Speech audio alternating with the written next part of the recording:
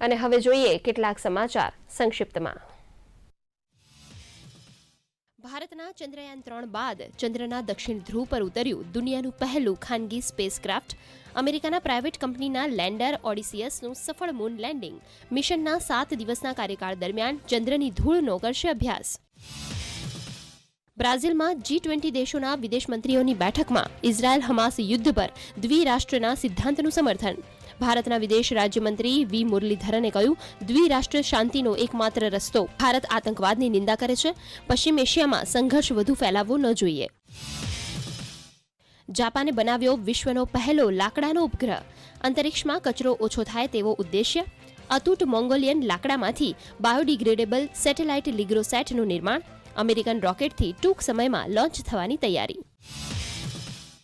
Make in India અને આત્મનિર્ભર ભારત તરફ વધુ એક ડગલું. સ્પેસ સેક્ટરમાં 100% FDIને મોદી સરકારે આપી મંજૂરી.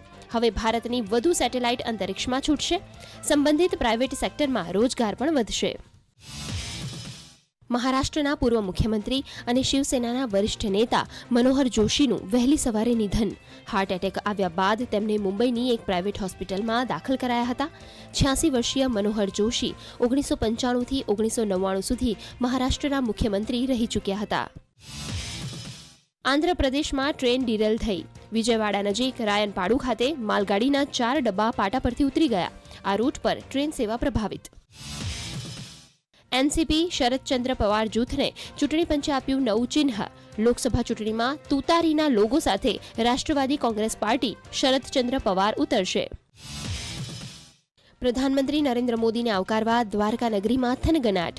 પવિત્ર ગોમતી ઘાટ ખાતે water projection light and sound show જોઈ પ્રવાસીઓ આશ્ચર્યચકિત. 25 ફેબ્રુઆરીએ ઓખાથી બેટ દ્વારકા સુધીના સિગ્નેચર બ્રિજનું પીએમ કરશે ઉદ્ઘાટન. રાંચીમાં ભારત ઇંગ્લેન્ડ વચ્ચે ચોથી ટેસ્ટનો આજથી પ્રારંભ.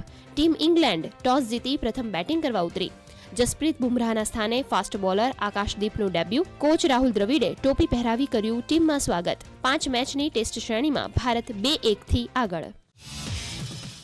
22 માર્ચથી શરૂ થઈ રહેલી ઇન્ડિયન પ્રીમિયર લીગનું શેડ્યુલ જાહેર. ઓપનિંગ મેચ મહેન્દ્રસિંહ ધોનીની CSK અને વિરાટ કોહલીની RCB વચ્ચે ચેન્નઈમાં રમાશે.